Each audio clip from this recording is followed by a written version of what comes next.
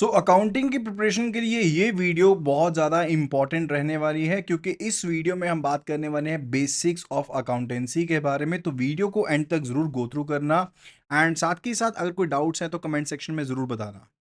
And एक number है उसे सेव कर लेना विच इज़ 8360944207। इस नंबर को सेव कर लो अपने मोबाइल में और इस नंबर पर व्हाट्सएप कर दो writing JAIB and we will be adding you to the update list और आपको सभी अपडेट्स आने स्टार्ट हो जाएंगे।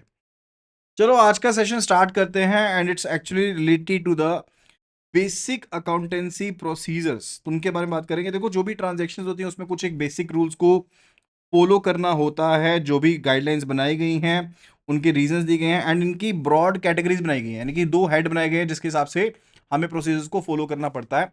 And it's related to the जो प्रिंसिपल्स हम फॉलो करते हैं। एक तो प्रिंसिपल्स हैं जो रिकॉर्डिंग स्टेज के ऊपर हैं, यानी कि जब रिकॉर्ड किया जाता है इसमें money measurement concept, cost concept, realisation concept, dual aspect concept, historical concept शामिल रहते हैं। एंड दूसरी जो रहती है हमारे प्रिंसिपल जो फॉलो करने होते हैं that is actually at the reporting stage. ठीक है, going concern, matching concept, accounting period concept, conservatism, full disclosure, materiality, consistency, ये सभी कंसेप्ट हैं, राइट। तो सबसे पहले हम बात करने वाले हैं related to the recording stage के जो कंसेप्ट है उनके बारे में। तो it's first of all related to the cost concept. Cost concept का मतलब होता है कि जो कोई भी चीज आप परचेज करोगे उसको कॉस्ट प्राइस के ऊपर नोट डाउन करोगे and it is not recorded at the market price. Market price के ऊपर नहीं करते हो आप। कौन सा प्राइस कंसीडर करते हो? जो कॉस्ट प्राइस होता है उसको कंसीडर करते हो, यानी कि मेरी कंपनी में आकर के उसको यूज करने तक की जो कॉस्ट है उसको मैं शामिल कर लूंगा। जैसे कि मशीन की कॉस्ट होती है, तो वो मान लो मशीन आपने परचेज की है 1 लाख रुपए की, लेकिन आपने 10,000 रुपये दिया उसका किराया भाड़ा, उसके बाद 5,000 रुपये लगे उसकी इंस्टॉलेशन में। ठीक है, तो उसकी जो कॉस्ट मैं बुक करूंगा that will be 1,15,000 instead of rupees 1 lakh over there, right. क्योंकि उसको लेकर आने का खर्चा, उसको इंस्टॉलेशन का खर्चा, वो भी उसमें शामिल करने वाले हैं। सो मेजर एप्लीकेशन की बात करें तो फिक्स्ड एसेट जो होते हैं वो कॉस्ट ऑफ परचेज पर हम नोट डाउन करते हैं, मार्केट प्राइस के ऊपर उनको नोट डाउन नहीं करते हैं। यानी कि ऐसा नहीं है कि मार्केट प्राइस के ऊपर करेंगे, क्योंकि अगर मार्केट प्राइस के ऊपर करोगे तो आपको हर बार मार्केट का रेट देखना पड़ेगा। ठीक है, अगर तो आपकी एंटिटी एंडिंग एंटिटी हो, यानी कि पता है कि खत्म होने वाली एंटिटी खत्म हो जाएगी, फिर तो आप मार्केट प्राइसेस को कंसीडर करोगे, नहीं तो आप कॉस्ट प्राइसेस को ही कंसीडर करते हो। एंड जो भी ट्रांजैक्शन रिकॉर्ड की जाती है वो प्रेजेंट वैल्यू के हिसाब से की जाती है और फ्यूचर वैल्यू के हिसाब से कंसीडर नहीं करते हो। जो भी अनरियलाइज्ड गेन्स होते हैं, जो आपको मुनाफा नहीं मिला, उनको हम क्या कर देते हैं, वी डू इग्नोर देम, उनको इग्नोर करते हैं। एंड जो भी आइटम है अगर उसकी कोई कॉस्ट नहीं है, मान लो आपको फ्री मिला है, सैंपल मिला है, तो उसको हम शामिल ही नहीं करते हैं। That is actually not recorded in the books, उसको किताबों में नहीं लिखते हैं। फिर जो सेकंड कंसेप्ट है that's actually related to the money measurement concept, यानी कि आप बुक्स ऑफ अकाउंट में सिर्फ उसी ट्रांजैक्शन को नोट करोगे जिसको पैसों में तोला जा सकता है। सो जो कोई भी ट्रांजैक्शंस आपकी कॉमन फॉर्म में कन्वर्ट हो सकती हैं, जो कि मनी की फॉर्म में हो सकता है, उनमें उनको कन्वर्ट करके फिर उसको रिकॉर्ड किया जाता है, राइट। जैसे कि मान लो आपकी क्वार्टरली प्रोडक्शन है, सेल्स हैं, वेजेस हैं, तो जो कोई ट्रांजैक्शंस आप काउंट कर सकते हो मनी मनी की फॉर्म में, सिर्फ उसी को आप काउंट डाउन करते हो, इसमें उसी को आप ट्रांजैक्शन में नोट डाउन करते हो। एग्जाम्पल के तौर पर समझो कोई प्रोपराइटर है, उसकी हेल्थ एक बहुत ज़्यादा बेटर, एक बहुत इंपॉर्टेंट क्रूशियल पार्ट है। इसी तरह से अगर कोई मैनेजर है, वो बहुत इंपॉर्टेंट पार्ट है, लेकिन इनको बुक्स ऑफ अकाउंट में काउंट नहीं किया जाता, चाहे उनका ओवरऑल बिजनेस के ऊपर बहुत इंपैक्ट पड़ता है। क्यों? क्योंकि उसको मॉनिटरी फॉर्म में काउंट नहीं कर सकते। इसी तरह से इन्फ्लेशन को, डिफ्लेशन को हम इंक्लूड नहीं करते हैं, वैल्यू ऑफ एनी एसेट में इंक्लूड नहीं करते हैं, राइट। फिर थर्ड कंसेप्ट बात आती है related to the business entity concept. Business entity का कंसेप्ट का मतलब है कि ऑनर जो होता है that is actually separate from the business, यानी कि बिजनेस जो है वो अलग चीज है एंड ऑनर अलग चीज है। अगर कोई ऑनर पैसे डालता है बिजनेस में, तो बिजनेस के लिए जो पैसा वो डाला गया है, यानी कि जो कैपिटल डाली गई है, वो बिजनेस के लिए एक लाइबिलिटी रहेगी। एंड जो पर्टिकुलर, मान लो अगर नुकसान होता है, कोई लॉस होता है, तो वो बिजनेस के लिए क्या है, एक एसेट है। और अगर वहीं पर मुनाफा हुआ है, प्रॉफिट हुआ है, तो क्योंकि वो मुनाफा वापस करना पड़ेगा ऑनर को, तो बिजनेस के लिए वो क्या रहेगा, एक लाइबिलिटी रहेगी, right. That is the scenario. तो कंसेप्ट जो है वो एंटिटी को सेपरेट करता है, किससे, बिजनेस से सेपरेट करता है। तो एज ए टोल्ड यू, जो कैपिटल इंट्रोड्यूस की गई है, कंट्रीब्यूट की गई है बाय द ऑनर, वो क्या रहेगी, लायबिलिटी रहेगी। एंड जो पर्टिकुलर पैसा देना है बिजनेस ने, वो उसके लिए क्या रहता है, लायबिलिटी रहती है, राइट। एप्लीकेशंस की बात करें, जो पैसा निकाला गया है प्रोप्राइटर की तरह, उसको सेपरेटली ड्राइंग की तरह हम ट्रीट करते हैं। We basically treat it as a drawings, जो पैसा प्रोप्राइटर के द्वारा निकाला जाता है, राइट, क्योंकि सेपरेट एंटिटी है। जो प्रॉफिट है वो लायबिलिटी है, लॉस जो होता है वो एसेट होता है। दिस इज इंपॉर्टेंट पॉइंट, यहां से लास्ट बार क्वेश्चन आया था, ठीक है। फिर बात आती है फोर्थ कंसेप्ट के बारे में, which is a realisation concept. यानी कि आप सिर्फ उन्हीं ट्रांजैक्शन को नोट डाउन करोगे जो रियलाइज हो चुकी हैं, जो एक्चुअल में हैपनिंग हो चुकी है, राइट।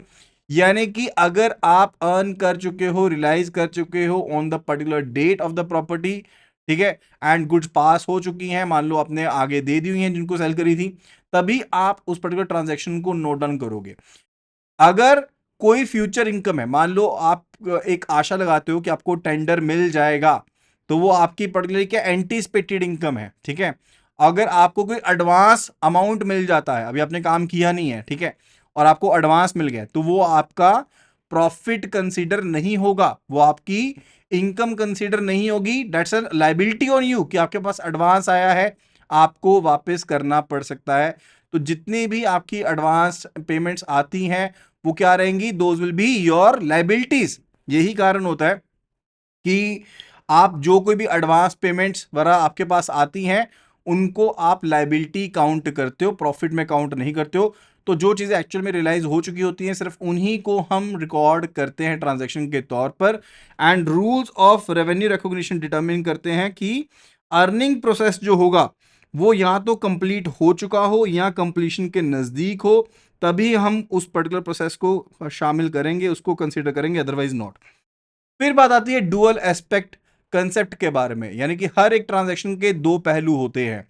तो अगर मान लो एक्स स्टार्ट करता है बिजनेस को विद 50,000 रुपीज, ठीक है, तो बिजनेस में पैसा आया है, तो 50,000 पे एक तरह से एसेट भी बनेगा और लायबिलिटी भी बनेगा। कैसे, 50,000 रुपीज हैव बीन कंट्रीब्यूटेड, या तो वो बैंक अकाउंट में आएंगे, ठीक है, या फिर वो कैश आया होगा। अब अगर बैंक अकाउंट में आया है, कैश आया, यानी कि वो क्या बना है, एसेट बना है, that's basically an asset, right. And further इसी तरह से दूसरी साइड पर देखें, तो क्योंकि एक कैपिटल कंट्रीब्यूट की गई है कितने अमाउंट की, 50,000 रुपए की, तो वो लायबिलिटी साइड पर भी उतना आ गया है, ठीक है। यानी कि जब भी कोई ट्रांजैक्शन होती है, तो एसेट एंड लायबिलिटीज दोनों ही साइड्स जो होती हैं वो इंपैक्ट होती हैं। That is why balance sheet equation में total of the asset is equal to the total of the liabilities, right. ये चीज हमेशा शामिल रहती है। एप्लीकेशन की बात करें तो यही है कि हर एक ट्रांजैक्शन के दो एस्पेक्ट रहते हैं, दो पहलू रहेंगे। फॉर एग्जाम्पल लेट से यू परचेज अ मशीनरी, आपने एक मशीनरी जो है वो परचेज करी, मशीन परचेज करी है, राइट। अब आपने मशीन 30,000 रुपए की मशीन परचेज करी है, और ये मशीन जो है वो आपने 30,000 रुपीज में खरीदी है आप, राइट। तो आपने कैश पे किया 30,000 का, यानी कि यहां पर एक तो कैश अकाउंट इन्वॉल्व हो गया, ठीक है, जिसके ऊपर इंपैक्ट पड़ेगा, और एक मशीन अकाउंट जो होगा वो भी इंपैक्ट उसके ऊपर पड़ेगा, that will also be impacted, right. तो अब यहां पर मशीन अकाउंट भी क्या है, this is also real account, asset account है। और कैश अकाउंट क्या है, ये भी एसेट अकाउंट है, ये भी रियल अकाउंट है।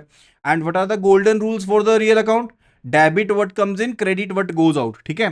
तो यहां पर मशीन अकाउंट जो है, क्योंकि मशीन तो आई है, तो मशीन अकाउंट जो है वो क्या हो जाएगा, डेट विल बी डेबिटेड, ठीक है। एंड फर्दर जो कैश अकाउंट है, क्योंकि पैसा गया है, क्रेडिट व्हाट गोज आउट, तो कैश अकाउंट क्रेडिट हो जाएगा, राइट। यानी कि इसमें भी, इस एंट्री में भी दो दो एस्पेक्ट जो थे वो यहां पर शामिल रहे हैं, ठीक है। एंड अकाउंटिंग इक्वेशन क्या होती है, assets is equal to capital plus liability, total of the assets is equal to total of the liabilities. And further इसको हम सेपरेट करके लिख देते हैं, क्योंकि कैपिटल को हम सेपरेट काउंट करते हैं एक तरह से, लेकिन होता है ये लायबिलिटी साइड पर ही, राइट। फिर बात आती है historical record concept. Historical record का मतलब होता है कि जो भी ट्रांजेक्शन्स आप रिकॉर्ड करते हो, पहला बेसिस तो ये होता है कि वो रियलाइज हो चुका है। दूसरी चीज होती है कि वो पास्ट हैपनिंग से रिलेटेड होती है, तो उसको नोट डाउन करते हैं, ठीक है। Accounting involves the recording of the business transactions जो ऑलरेडी हो चुकी हैं, ऐसा नहीं है जो आगे जाकर करने वाले हो उसको रिकॉर्ड कर लेंगे, नो। जो चीजें ऑलरेडी हो चुकी है उनको रिकॉर्ड करते हैं। जैसे मान लो एक ट्रेडर है, ठीक है, वो एक बिजनेस के लिए प्रीमिसेस को परचेज करता है, 5 लाख रुपए का उसने बिजनेस प्रीमिसेस को परचेज किया है। एंड अमाउंट जो ड्यू था 5 लाख रुपए के बाद उसने पे कर दिया वेंडर को, और बिजनेस को, प्लेस को एक्वायर कर लिया, राइट। तो ये ट्रांजैक्शन अब हो चुकी है, तो वो उसको क्या कर सकता है, एक्वायर, उसको अपने ट्रांजैक्शन में नोट डाउन कर सकता है, राइट। तो बिजनेस ट्रांजैक्शंस जो हो चुकी हैं उनको रिकॉर्ड किया जाता है। सेवन जो कंसेप्ट है that's actually related to the going concern concept. Going concern का मतलब क्या होता है कि जब भी हम कोई बिजनेस स्टार्ट करते हैं, हम ये सोच के नहीं करते कि 1-2 साल चलाएंगे बंद कर देंगे। वी बेसिकली थिंक लाइक कि बिजनेस जो है वो इनडेफिनेट टाइम पीरियड के लिए चलता रहेगा। तो ये कंसेप्ट इंडिकेट करता है कि जो बिजनेस होता है ना वो हमेशा चलता रहेगा, एंड ट्रांजैक्शंस को उसी के हिसाब से हमने शामिल करना होता है। अगर कोई एक्सपेंस इंकर होता है, ठीक है, या फिर पर्टिकुलर टाइम पीरियड के दौरान आपने चीज को कंज्यूम किया है, तो उसको उस पर्टिकुलर ईयर के लिए एक्सपेंस कंसीडर किया जाएगा, अदरवाइज उसे एसेट कंसीडर किया जाएगा। कहने का मतलब है, रेंट का एग्जांपल ले लो। रेंट जो था एक फाइनेंशियल ईयर में आपने पे करना होता है, एंड उसी फाइनेंशियल ईयर की प्रॉफिटेबिलिटी को निकालने के लिए उसी फाइनेंशियल ईयर में उसको कंसीडर करना होता है। लेट्स से द केस कि आपने पूरे साल का रेंट पहले ही एडवांस में पे कर दिया, तो उसमें अप्रैल से लेकर के दिसंबर का रेंट भी आपने पहले से ही आपने एडवांस में शोकेस कर दिया, राइट। आपने शोकेस कर दिया, लेकिन इस फाइनेंशियल ईयर में तो सिर्फ जनवरी फरवरी मार्च का आ रहा है। तो इस सिनेरियो में क्या रहेगा कि आपका जो 9 मंथ्स का ये रेंट है, this will be your prepaid expense. ये आपके प्रीपेड एक्सपेंस है, एंड ये एसेट काउंट होगा क्योंकि ये आपने पहले ही एडवांस में पेमेंट कर दी है। जैसे मैंने आपको बताया था कि आपके पास एडवांस पेमेंट आई हुई है, वो आपके ऊपर लायबिलिटी रहेगी। इसी तरह से गोइंग कंसर्न कंसेप्ट ये कहता है कि आप हमेशा इंडेफिनेट पीरियड के लिए चलेंगे, ठीक है, इंडेफिनेट पीरियड के लिए चलेंगे। तो लेकिन अगर आपने प्रॉफिटेबिलिटी आज की डेट में निकालनी है, तो उसकी प्रॉफिटेबिलिटी को निकालने के लिए आप आज के केस में ही कंसीडर करेंगे चीजों को, एंड अकॉर्डिंगली जो आपके इस साल के एक्सपेंस होंगे वो एक्सपेंस रहेंगे, जो एडवांस में किए हैं वो क्या बन जाएंगे, आपके एसेट बन जाएंगे, राइट। फर्दर इसके एप्लीकेशन के तौर पर देखें तो सबसे पहली चीज बनती है रिलेटेड कि जो फिक्स्ड एसेट्स हैं उनको कॉस्ट के ऊपर कंसीडर किया जाता है, मार्केट वैल्यू के ऊपर कंसीडर नहीं करते हैं। जैसे जिस कॉस्ट के ऊपर परचेज किया था उसके ऊपर कंसीडर करेंगे, आज की डेट में क्या वैल्यू है उसके ऊपर कंसीडर नहीं करेंगे, क्योंकि वो तब करेंगे अगर हमने ये सोचा कि आपकी कंपनी लिक्विडेट होने वाली है। तो इस चीज को समझो, if your company is in liquidation, अगर आपकी कंपनी लिक्विडेशन में है, एंड जो करंट एसेट्स होंगे those are actually valued at the cost price या फिर मार्केट प्राइस के ऊपर, whichever is lower. Current assets जैसे कि स्टॉक हो गए, ठीक है, या रॉ मटेरियल हो गया, वो सभी के बारे में बात कर रहे हैं, राइट।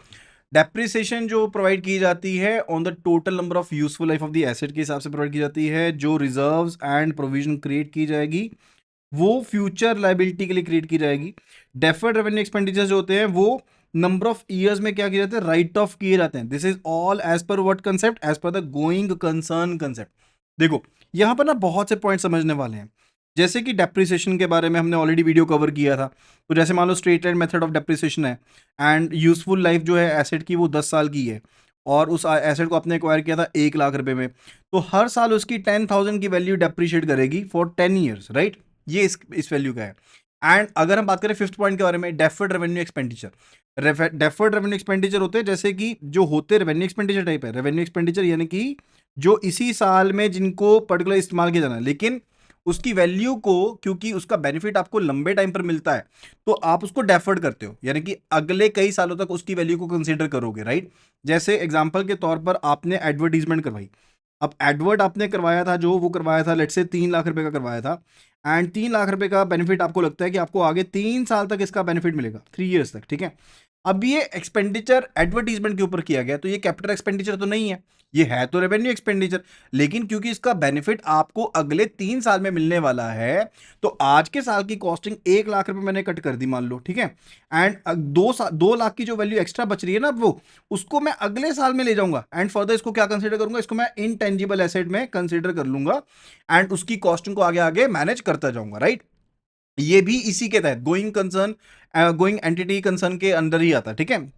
एंड फिर अगला जो कंसेप्ट हम कवर करने वाले हैं वो है मैचिंग कंसेप्ट। मैचिंग कंसेप्ट होता है जब आपको ट्रू पिक्चर निकालनी होती है प्रॉफिटेबिलिटी की, तो आपको इस साल के अपने मुनाफे को इस साल के एक्सपेंसेस के साथ मैच करना पड़ता है, ताकि एक्चुअल पिक्चर आपके सामने आ पाए, राइट। तो जो कोई भी एडजस्टिंग एंट्रीज हैं, क्लोजिंग एंट्रीज हैं, वो आपको पास करनी पड़ती हैं। जैसे मैंने आपको एक लास्ट टू लास्ट वीडियो, अगर आप फॉलो कर रहे हैं मेरी वीडियोस को, तो मैंने आपको ऑलरेडी बताया था इस चीज के बारे में कि जो आपके पास क्लोजिंग एंट्रीज होती हैं, क्लोजिंग एंट्रीज क्या होती हैं। अब अकाउंट्स अलग अलग तरह के होते हैं। One we are having the nominal accounts, nominal accounts होते हैं एक्सपेंसेस अकाउंट्स या फिर जो आपके रेवेन्यू अकाउंट्स हैं। अब इन अकाउंट को हम टेम्परेरी अकाउंट भी कहते हैं। इनके बैलेंसेस ना ईयर एंड के ऊपर ट्रांसफर कर दिए जाते हैं to the other accounts, right. क्यों ट्रांसफर कर दिए जाते हैं? कि इनके बैलेंसेस को मैनेज करना पड़ता है। इनके जो अकाउंट बैलेंसेस होते हैं ना, उनको पर्टिकुलरली जीरो करना पड़ता है, आपको क्लोजिंग एंट्रीज डालनी पड़ती हैं, क्योंकि आप जितने भी प्रॉफिट लॉस होते हैं उनको मैनेज करके ट्रू पिक्चर निकालना चाहते हो, राइट। तो वो मैचिंग कंसेप्ट के हिसाब से ही होता है। जितनी भी एडजस्टिंग एंट्रीज पड़ती हैं वो मैचिंग कंसेप्ट के हिसाब से पड़ती हैं। इस साल के जो पर्टिकुलर एक्सपेंसेस हैं मुझे उसी साल में कंसीडर करने होते हैं। जैसे मान लो जो प्रोविजन भी डालनी है वो भी इसी बेस पे डालते हो। जैसे लेट्स से लास्ट मंथ का आपको टेलीफोन बिल पता नहीं है कितना टेलीफोन बिल है, लेकिन अब आपको टेलीफोन बिल तो लगाना पड़ेगा ना कुछ तो कंसीडर करना पड़ेगा, तो आप एवरेज बेसिस पर एक प्रोविजन डाल देते हो, राइट। वो भी बेसिकली मैचिंग कंसेप्ट के अकॉर्डिंग होता है। फिर आता है accounting period concept. Accounting period concept, अब आपकी एंटिटी तो लाइफ टाइम गोइंग है, ये तो कभी खत्म नहीं होगी, क्योंकि हम ऑलरेडी समझ चुके going concern entity going concern है, ठीक है। अब ये गोइंग कंसर्न है, चलता रहेगा, लेकिन डेफिनेटली जो स्टेक होल्डर्स हैं, कस्टमर्स हैं, इन्वेस्टर्स हैं, एम्प्लॉयज हैं, उनको प्रॉफिटेबिलिटी को जानना होता है कि एक्चुअल में बिजनेस कैसा चल रहा है, कैसा ऑपरेट हो रहा है। एंड हम अब इसकी प्रॉफिटेबिलिटी को मापने के लिए एंड टाइम तक डिले भी नहीं कर सकते। तो अल्टीमेटली किया क्या जाता है कि हम बेसिकली एक अकाउंटिंग पीरियड में उसको कर देते हैं। जो सबसे ज्यादा कॉमन एक पैमाना है वो अकाउंटिंग पीरियड का है, that basically starts from the 1st of the April and 31st of the March, अगले साल तक ये एप्लीकेबल होता है, राइट। इस तरह से आपके पास ये अकाउंटिंग पीरियड है जो एप्लीकेबल है, राइट। एंड फर्दर आप उस अकाउंटिंग पीरियड को क्यों करते हो? क्योंकि आप डिफरेंट बिजनेसेस को या डिफरेंट कंपनीज को भी अगर आपस में कंपेयर करना चाहते हो तो वो कंपेयर कर पाओगे। तो आप कंपेयर कर पाओगे इस बेसिस के ऊपर ही, क्योंकि उस पर्टिकुलर अकाउंटिंग पीरियड में आप चेक कर लोगे कि आपके पास कितना प्रॉफिट हुआ था, कितना लॉस हुआ था। इवन गवर्नमेंट के लिए भी जरूरी है, गवर्नमेंट ने टैक्स भी भरवाना है, ठीक है। तो उस पर्टिकुलर पॉइंट से भी मैंडेटरी है। अभी कन्वेंशंस पढ़ते हैं अकाउंटिंग के। Again this topic is going to be very much important. Even this topic is very much important over here. तो सबसे पहला जो टॉपिक है यहाँ पर, that's actually related to accounting of full disclosures. यानी कि एंट्रीज इस हिसाब से होनी चाहिए कि सारी की सारी चीज़ें, करेक्ट इन्फॉर्मेशन आपके पास अवेलेबल हो बिजनेस रिलेटेड, एंड कोई भी चीज़ को कंसील ना किया जाए, किसी भी फैक्ट को हाइड ना किया जाए। एंड जो कोई भी पर्टिकुलर चीज़ें हैं जो आप ट्रांजैक्शन में नोट डाउन नहीं कर पा रहे हो, आप उनको फुट नोट्स में लिख सकते हो या फिर नरेशन में लिख सकते हैं। फिर आता है कन्वेंशन ऑफ मेटेरियलिटी, यानी कि जो भी मटेरियल इन्फॉर्मेशन है उसको नोट डाउन करेंगे। जैसे कि मान लो मेटेरियलिटी का मैं आपको एक सिग्निफिकेंट बताता हूँ कि आपने एक वॉल क्लॉक परचेज करी, ठीक है, you purchase a wall clock. अब वो वॉल क्लॉक आई 700 रुपीज़ की, एंड ये वॉल क्लॉक आपको पता है अगले 5 साल के लिए आप बिजनेस में यूज करने वाले हो, अगले 5 साल चलेगी। लेकिन क्या अब इसको मैं 5 साल तक इसके ऊपर डेप्रिसिएशन डालता रहूं? No, that is not to be done, क्योंकि इनसिग्निफिकेंट हो जाएगा, ठीक है। तो पर्टिकुलरली जरूरी नहीं है अकाउंटेंट को इनसिग्निफिकेंट जो भी ट्रांजेक्शन है उनको अलग से रिकॉर्ड कर सकता है। जरूरी नहीं है कि आपने वो रूल्स रेगुलेशंस उसके ऊपर चलाने हैं जो बिजनेस को और ज्यादा बल्कियर लेंथियर बना देंगे, ठीक है। फिर बात आती है convention of conservatism. Convention of conservatism कहता है कि जितने भी पॉसिबल लॉसेस होने वाले हैं, एंटिसिपेटेड लॉसेस हैं, उनको आप नोट डाउन कर लो, लेकिन जितने भी आपके एंटिसिपेटेड प्रॉफिट्स हैं उनको आप कंसीडर नहीं करोगे। Those should not be consider, ठीक है। इसको प्रिंसिपल ऑफ प्रूडेंस भी कहा जाता है। ये इंपॉर्टेंट है, kindly pay attention toward it, this is important. This is a convention of conservatism, यानी कि आप जो एंटिसिपेटेड प्रॉफिट्स हैं उनको कंसीडर नहीं करोगे, लेकिन जो एंटिसिपेटेड लॉसेस हैं definitely you will be considering those, right. Further it's related to creation of provisions for doubtful debts, यानी कि जो आप प्रोविजन निकालते हो इसी के तहत निकालते हो, ठीक है। कन्वेंशन ऑफ कंजर्वेटिज्म के तहत निकालते हो। जो आपके एनपीएज होते हैं, इवन जो आपके स्टैंडर्ड अकाउंट्स होते हैं, एनपीएज होते हैं, अब उसके ऊपर लॉस हो सकता है तो उसके लिए आप क्या निकालते हो? प्रोविजन निकालते हो, वो इसी बेसिस पर निकालते हो। कंटिजेंसी रिजर्व्स, जो नुकसान आपको पता आगे जाकर के हो सकता है उसके लिए एक रिजर्व बनाना स्टार्ट करते हो, वो भी इसी के तहत है, ठीक है। आप वैल्यू ऑफ स्टॉक जो होती है वो लोअर वैल्यू के ऊपर कंसिडर करते हो। लेट्स से आपने खरीदा था 10,000 का, लेकिन अभी वैल्यू उसकी 6,000 की, तो आप 6,000 के ऊपर उसको शोकेस करोगे, right. And show the joint life policy at surrender value, ठीक है। लाइफ पॉलिसी की सरेंडर वैल्यू कंसीडर करते हो, उसकी कंप्लीट वैल्यू कंसीडर नहीं करते हो। तो ये किसके हिसाब से? जो एंटिसिपेटेड लॉसेस हैं उनको कंसीडर कर लो, लेकिन जो प्रॉफिट्स हैं उनको कंसीडर नहीं करना है। फिर बात आती है कन्वेंशन ऑफ कंसिस्टेंसी, यानी कि जो रूल्स रेगुलेशंस आप फॉलो कर रहे हो लंबे समय तक आप उनको ही फॉलो करते रहो, ठीक है। यानी कि जो कोई भी चेंजेस हैं पर्टिकुलर आते हैं आपके, तो वो सेपरेटली आप प्रोवाइड करोगे, लेकिन जो आप रूल्स फॉलो कर रहे थे वैसे ही फॉलो करते रहो। ऐसा नहीं है कि एक साल हमने एसएलएम यूज कर लिया, फिर डब्ल्यूडीवी यूज कर लिया, फिर कोई और यूज कर लिया, नो। ठीक है, आप जो रूल्स रेगुलेशंस है कंसिस्टेंसी के साथ उनको फॉलो करते हो। एंड फर्दर अगर कोई मेथड आपने सिलेक्ट किया है रिकॉर्डिंग पर्पसेस के लिए, तो रेगुलरली आपको फ्यूचर में भी उसी को फॉलो करना है, राइट। फिर बात आती है related to the entry system. अब इसमें सबसे पहला पॉइंट आता है related to double entry system. अब देखो दो तरह के सिस्टम है, एक है सिंगल एंट्री सिस्टम, एक है डबल एंट्री सिस्टम। अब सबसे पहले बात करते हैं सिंगल एंट्री सिस्टम के बारे में। सिंगल एंट्री सिस्टम जो होता है काफी ज्यादा आपके पास इजी टू यूज है, इकोनॉमिकल है, लेकिन ये अनसाइंटिफिक है। क्यों अनसाइंटिफिक है? क्योंकि ये एक्चुअल में ट्रांजेक्शन के दो पहलुओं के बारे में बताता है। मैंने आपको बताया था हर एक ट्रांजेक्शन के दो पहलू होते हैं, यानी कि मिनिमम दो अकाउंट्स तो इफेक्ट होते ही होते हैं। सिंगल केस में क्या होता है कि अगर कोई आपको नुकसान भी हुआ, एरर भी हुआ, तो पता नहीं लगेगा। ठीक है, जैसे सिर्फ एक ही एस्पेक्ट आप नोट डाउन करते हो, दूसरा एस्पेक्ट जो होता है ट्रांजैक्शन का उसको क्या कर दिया जाता है, उसको इग्नोर कर दिया जाता है।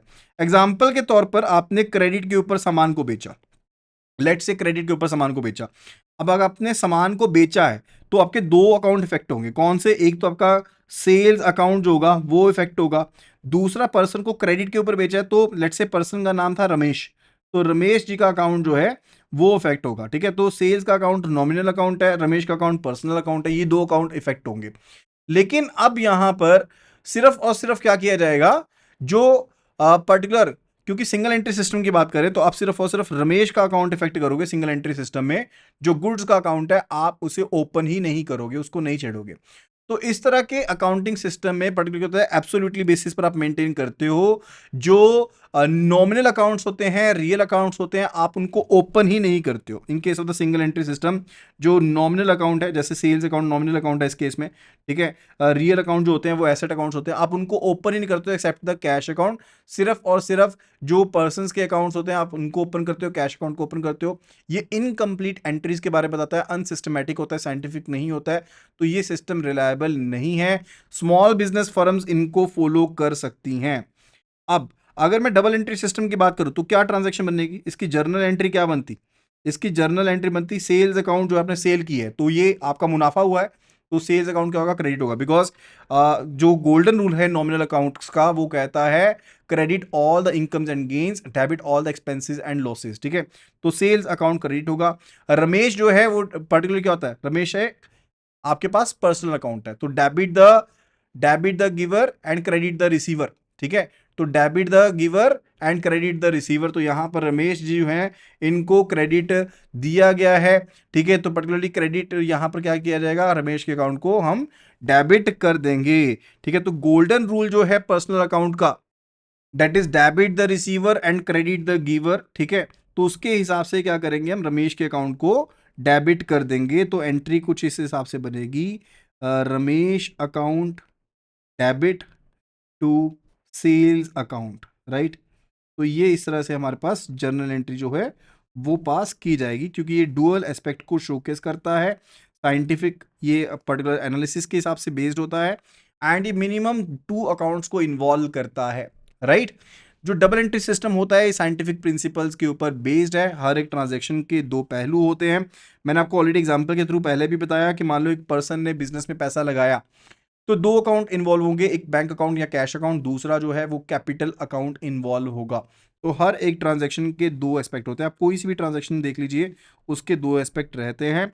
And further double entry system जो होता है वो काफ़ी ज़्यादा रिलायबल सिस्टम है, एंड मोर ओवर हम इसमें एरर्स को काफ़ी हद तक कम कर सकते हैं। अब क्या प्रिंसिपल्स हैं डबल एंट्री सिस्टम्स के, उसको फटाफट से देख लेते हैं। मेन प्रिंसिपल्स क्या है कि हर एक ट्रांजैक्शन में कम से कम दो अकाउंट्स इन्वॉल्व होते हैं। हर एक पर्टिकुलर ट्रांजैक्शन के दो एस्पेक्ट होते हैं, एक बेनिफिट रिसीव करने का, दूसरा है बेनिफिट्स देने का। ठीक है, तो every debit will be corresponding to the corresponding credit over there. ठीक है, तो ये चीज समझने वाली है कि हर एक डेबिट के कॉरेस्पॉन्डिंग एक क्रेडिट होता है, एंड दोनों एस्पेक्ट्स को बुक्स ऑफ अकाउंट में रिकॉर्ड किया जाता है। अगर मेरिट्स की बात करें तो कंप्लीट बिजनेस का, ट्रांजैक्शंस का आपके पास रिकॉर्ड रहता है, चाहे पर्सनल अकाउंट हो चाहे इन पर्सनल अकाउंट्स, यानी कि नॉमिनल अकाउंट्स, या फिर आपके पास लेट्स से जो रियल अकाउंट्स हैं वो शामिल रहते हैं। एंड अर्थमेटिक एक्यूरेसी को चेक करने के लिए भी काफ़ी ज़्यादा ये कारगर है। एंड फर्दर जो आपके डबल एंट्री सिस्टम में से आप detailed profit and loss account को प्रिपेयर कर सकते हो, ताकि आप शोकेस कर पाओ कि आपको पर्टिकुलर गिवन पीरियड के अंदर कितना नुकसान हुआ है, कितना प्रॉफिट हुआ है। बैलेंस शीट आप प्रिपेयर कर सकते हो किसी भी स्पेसिफाइड टाइम के ऊपर। एंड सिस्टम जो है साइंटिफिक वन है, तो आपके ऊपर किसी भी तरह का फ्रॉड नहीं बनता है एंड डिटेक्ट ईजिली आप कर सकते हो, ऑडिट प्रॉपरली किया जा सकता है ऐसे सिस्टम का यूज करते हुए, राइट। अब रेवेन्यू रिकॉग्निशन एंड रियलाइजेशन की बात करते हैं। Revenue is recognised only when the sale is actually made, यानी कि अगर आपने एक्चुअल में सेल कर दी है, ठीक है, तो आप रेवेन्यू को रिकॉग्नाइज करोगे, नहीं तो नहीं करोगे। लेट्स केस आपका सिर्फ डील हुआ है लेकिन आपने गुड्स को ट्रांसफर नहीं किया है, ना ही आपके पास कोई पेमेंट आया है, ना ही अपने गुड्स को डिलीवर किया है, ठीक है, तो उसके केस में उसको हम रेवेन्यू को कंसीडर नहीं कर सकते हैं। एंड जो कोई भी सेल अगर को इनकम्प्लीट माना जाएगा, ठीक है, अगर मान लो इनकम्प्लीट ट्रांजैक्शन हुई है तो प्रॉफिट को आप अपने अंदर शामिल नहीं कर सकते। जैसे मान लो कि इंटरेस्ट जो था वो आपने अक्र्यू कर दिया, इंटरेस्ट अक्र्यू कर दिया, लगाते जा रहे हो, लेकिन ड्यू डेट जो है वो 31 मार्च की है। इंटरेस्ट लगाने की जो ड्यू डेट है वो 31 मार्च की है, तो 31 मार्च से पहले आप इस अक्रूड इंटरेस्ट को अपनी इनकम का पार्ट, प्रॉफिट का पार्ट नहीं मान सकते। जब ये 31 मार्च एक्चुअल में आ जाएगी तभी आप इसको अपने जो पर्टिकुलर इनकम है उसका पार्ट मान सकते हो, right. That is a scenario. अब इसी के बेस पर अगला टॉपिक है, that's basis, accrual basis and cash basis. देखो, जब नॉर्मल अकाउंट्स की बात करें, if we talk about the normal account, तो अक्रूवल बेसिस ऑफ अकाउंटिंग जो होती है वो एप्लीकेबल होती है। And if we talk about the NPS, non performing asset के बारे में बात करते हैं, तो कैश बेसिस अकाउंटिंग जो होती है वो एप्लीकेबल होती है। अगर मैं अक्रूवल बेसिस की बात करता हूं तो उस बेसिस में क्या रहेगा कि आपके अक्रू जो अमाउंट हो भी रहा है आप उसको काउंट कर सकते हो, ठीक है, यानी कि अभी ड्यू हो चुका है लेकिन अभी आपको एक्चुअल में रिसीव नहीं हुआ है। जैसे मैंने आपको अभी एग्जांपल दिया इंटरेस्ट का कि 31 मार्च को आपने इंटरेस्ट जो था वो चार्ज कर दिया, you charge the particular interest, ठीक है, लेकिन अभी वो कैश आपके पास आया तो नहीं ना, कस्टमर ने तो नहीं जमा करवाया, बोरोवर ने जमा तो नहीं करवाया ना आपके पास, तो वो अक्रूवल बेसिस के ऊपर है। लेकिन हाँ, मैं उसको अपने प्रॉफिट में शामिल कर सकता हूं। लेकिन जब कैश बेसिस अकाउंटिंग होती है तो एक्चुअल में जब आपके पास कैश आ जाता है तभी आप उसको अपने प्रॉफिट में शामिल मानते हैं, ठीक है। तो अक्रूवल का कंसेप्ट जो होता है वो कैश के रिसिप्ट के कंसेप्ट से डिफरेंट होता है। अक्रूवल बिजनेस जो आपके पास ट्रांजैक्शंस होती हैं, ऑब्लिगेशन टू पे होती है, and further movement of cash जो होती है उसको शामिल नहीं कर सकते, नहीं भी होती है। कहने का मतलब जरूरी नहीं है कि एक्चुअल में कैश आपके पास रिसीव हुआ हो, right. That is a scenario. तो before the right to receive arises, अभी आपके मिलने का राइट नहीं लगेगा लेकिन ड्यू हो चुका है, ठीक है, तो वो अक्रूवल बेसिस पर है, राइट।